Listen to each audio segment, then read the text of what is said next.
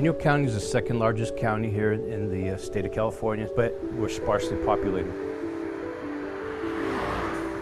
Tourism is one of the primary economic drivers here in the county. Obviously, we want people to enjoy the time that they're out here, and most importantly, we want it safe. You know, safety is a big priority to me. We're reliant on roads. We don't have much public transit. We have some here in the 395 corridor, but really, everybody gets around mostly by cars. So, of course, our roads are much more important. And then spread over that 10,000 square miles, trying to maintain roads in some sort of condition is definitely a challenge. Icon's road. What was Icon's? That one? That should be a little bit lower. More and more driven from the federal level down to the state levels, we are more data driven than ever. We need to provide data in order to justify the funding that we get. All grants are data driven now. You don't just say, I want some money. You have to actually prove that you need the money. By doing an assessment, we're allowed to see where our funding, our limited resources can go depending on the condition of the road. What we do now is somebody manually drives those roads with a notebook, making notes on cracks, condition pavement.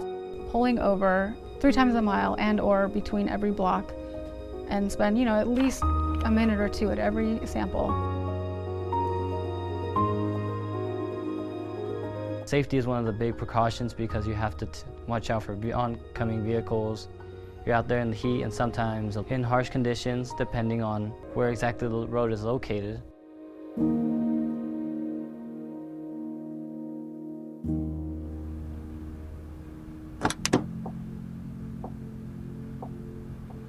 The RiaaS is an AI camera for the certain conditions on the road.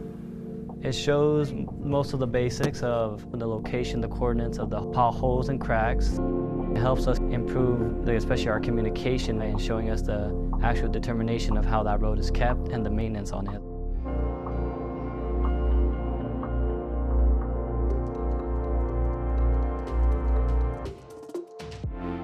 But using this new technology that RiaaS is presenting, I think it helps the younger generation be more in tune with what we're doing, showing that as a county that we are progressive. So we want to attract this younger folk, and hopefully they can bring what they know and hone their skills, but also be able to get more done with less resources.